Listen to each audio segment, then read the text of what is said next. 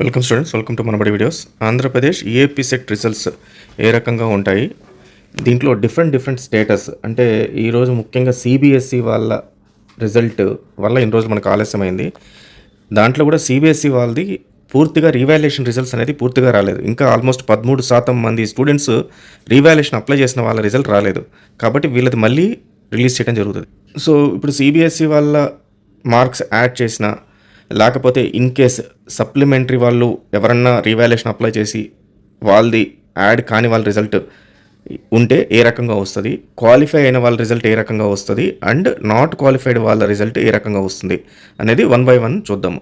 So ముందుగా first thing ఏంటంటే, ఇది ఇప్పుడు నేను చూపించేది మీకు 2025 రిజల్ట్స్, 2026 కాదు, అది గుర్తుపెట్టుకోండి. సో లైవ్లో ఇప్పుడు మీకు 2025 ఉన్నాయి, 2026 ఇంకా రాలేదు, ఇప్పుడు రిలీజ్ చేస్తారు. సెకండ్, సిబిఎస్ఈ వాళ్ళది సప్లిమెంటరీ వాళ్ళది మనకు డౌట్ అన్నాం కాబట్టి, సో ఇదే రకంగా ఉండొచ్చు, లేదంటే కంప్లీట్గా వాళ్ళకి డేటానా ఇవ్వచ్చు. అండ్ ఎక్కడ కూడా మీకు ఇంటర్మీడియట్ మార్క్స్ ఎంత యాడ్ చేశారనేది చూపించారు. దీంట్లో only normalised mark of EAMCET మాత్రమే చూపిస్తారు. ప్రతి ఒక్క షిఫ్ట్ ప్రకారము కొన్ని మార్కులు పెరగటము తగ్గటం జరిగాయి, అవి మాత్రమే కనపడుతుంది తప్పితే ఎంసెట్ ప్లస్ ఇంటర్మీడియట్ కలిపిన మార్కులు కనపడవు. సో అది ఎలా తెలుస్తుంది, ఇంటర్మీడియట్ మార్కులు కలిపారా లేదా అనేది అది స్టేటస్ ప్రకారం తెలుస్తుంది. ఇప్పుడు నేను ఒక్కొక్క హాల్ టికెట్ డిఫరెంట్ చూపిస్తాను. ముందు ఫస్ట్ వచ్చేసి క్వాలిఫైడ్ వాళ్ళది చూపిస్తాను.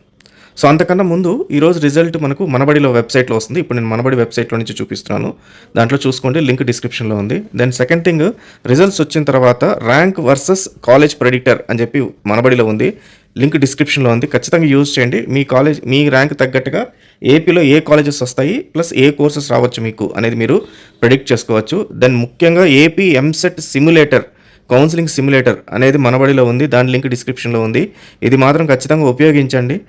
ఖచ్చితంగా మీ ర్యాంక్ తగ్గట్టుగా బెస్ట్ ర్యాంక్ ఏదైనప్పటికీ కూడా బెస్ట్ కాలేజ్ బెస్ట్ కోర్స్ అనేది ఖచ్చితంగా రావడం జరుగుతుంది. ఆర్టిఫిషియల్ ఇంటెలిజెన్స్ మీకు హెల్ప్ చేయడం జరుగుతుంది. ఇతను క్వాలిఫై అయ్యాడు, సో ఇతనికి రిజల్ట్ ఈ రకంగా వస్తుంది. సో ఇతని నార్మలైజ్డ్ మార్క్ ఈ రకంగా కనబడుతుంది, maths, physics, chemistry. So overall result ఇతనికి ఈ రకంగా వచ్చింది అండ్ ర్యాంక్ ఈ రకంగా వచ్చింది. అతను క్వాలిఫైడ్. ఇప్పుడు నాట్ క్వాలిఫైడ్ వాళ్ళది చూద్దాం. సో ఇది నాన్ క్వాలిఫైడ్ పర్సన్ది. సో అతనికి కూడా మ్యాథ్స్, ఫిజిక్స్, కెమిస్ట్రీ నార్మలైజ్డ్ మార్కులు చూపించారు. టోటల్ మనకి ఇంత చూపించారు ఓవరాల్ రిజల్ట్. కానీ ఇక్కడికి వచ్చేసరికి డిస్క్వాలిఫైడ్ ఇన్ ఈఏపీ సెట్ అని చెప్పి చెప్పడం జరిగింది. ఇప్పుడు సిబిఎస్ఈ కానీ లేకపోతే సప్లిమెంటరీ రిజల్ట్లో మీకు ఇన్ కేస్ ఒకవేళ ఆ మార్కులు యాడ్ కాకపోతే వాళ్ళ డీటెయిల్స్ ఏ రకంగా ఉంటే చూద్దాం. సో ఈ క్యాండిడేట్ వచ్చేసరికి ఇతను క్వాలిఫై అయ్యాడు ఈఏపీ సెట్లో, నార్మలైజ్డ్ మార్క్స్ అన్నీ వచ్చాయి ఇతనికి. కానీ ఇతని marks, intermediate marks AP set బోర్డుకి అందలేదు. అంటే ఇతను డిక్లరేషన్ ఇచ్చున్నాడు, సో క్వాలిఫైడ్ ఇతను అని చూపిస్తారు, కానీ ఇతనికి మార్క్స్ అనేది రాలేదు కాబట్టి ఇతనికి ర్యాంక్ అనేది ఇవ్వరు. సో ఇప్పుడు ఈరోజు కూడా ఇదే జరగబోద్ది. ఎవరిదైతే సిబిఎస్ఈ మార్క్స్ ఇంకా వాళ్ళు ఇవ్వలేదో, డిక్లరేషన్ ఇచ్చారు స్టూడెంట్స్, వాళ్ళకి ఈరోజు ర్యాంక్ అనేది ఉండదు. ర్యాంక్ ఇవ్వకుండా జస్ట్ వాళ్ళకి మార్క్స్ మాత్రమే చూపించి ఫైనల్గా వీళ్ళకి ర్యాంక్ అనేది మళ్ళీ ఇవ్వడం జరుగుతుంది. ఒకవేళ ర్యాంక్ మళ్ళీ ఇస్తే, అంటే ఈరోజు కాకుండా మళ్ళీ ఇస్తే, మీ ర్యాంక్ ఏదైతే ఉంటుందో మీ ర్యాంక్ కిందకి వెళ్ళటమో పైకి వెళ్ళటమో కనబడుతుంది.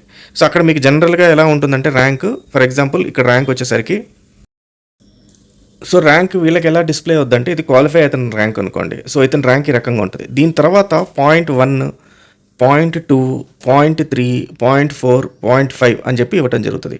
అంటే ర్యాంక్ మాత్రం ఇలాగే కనపడుతుంది. కానీ 0.1 అంటే అతను 1 పర్సన్ ఈ ర్యాంక్ వచ్చిన అతను, ప్లస్ ఇంకొక అతను 2వ అతను, ఇంకొక అతను 3వ అతను, ఇదే ర్యాంక్ వచ్చింది. అంటే ఈ ర్యాంక్ కిందకి వెళ్తుంది, ఇంకొక అతను ర్యాంక్ పైకి వెళ్తుంది. ఫర్ ఎగ్జాంపుల్ 0.6 అని వచ్చింది అనుకోండి ఇతనికి, అంటే ఇతని ర్యాంక్ కిందకి వెళ్ళిందని అర్థం. సో సిబిఎస్ఈ అతనికి 0.1 వచ్చింది అనుకోండి, ఇతనికి ర్యాంక్ ఎక్కువ వచ్చిందని అర్థం. ఇది కొంచెం కన్ఫ్యూజన్గా ఉంటుంది. సో బట్ అయితే చూడాలి, ఎండ్ ఆఫ్ ది డే మనకు 3 o'clock రిజల్ట్ వస్తుంది కదా, మళ్ళీ ర్యాంక్ అనేది ఏ రకంగా ఉంటుందో చూడాలి. ఇన్ కేస్ ఒకవేళ ర్యాంక్ మీకు ఈ రకంగా వస్తే, అంటే ఇందాక చూపించినట్టుగా